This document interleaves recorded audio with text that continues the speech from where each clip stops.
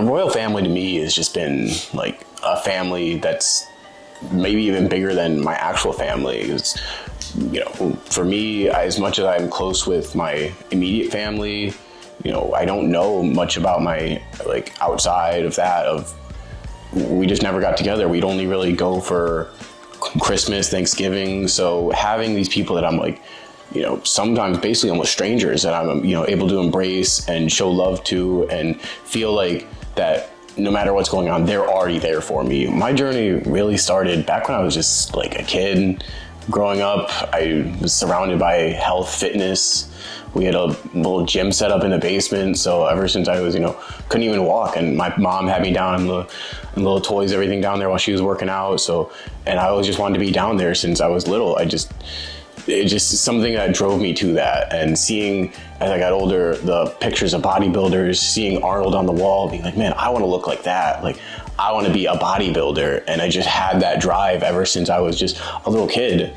And that drive of wanting to achieve something that I didn't even know was possible just stuck with me growing up, you know, always pushing myself to do better, like starting college when I was still in high school, getting a job and getting set up and doing all these things and wanting to be successful. And then my proudest moment throughout this entire journey is probably split between the two most things I just never thought I'd be able to do. And the first one is turning pro as a natural bodybuilder, because I always looked at it like, oh, I have to do steroids to become a pro bodybuilder, and I wasn't willing to go down that path.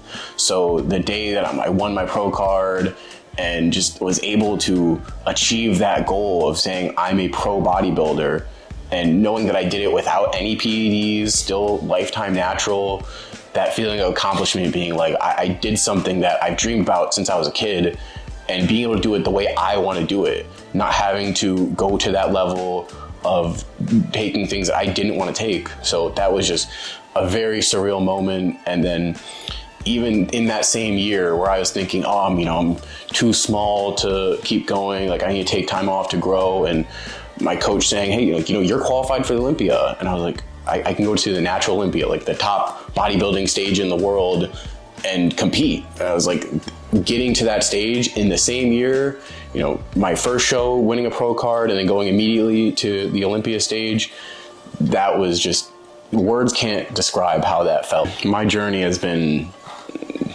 definitely not easy.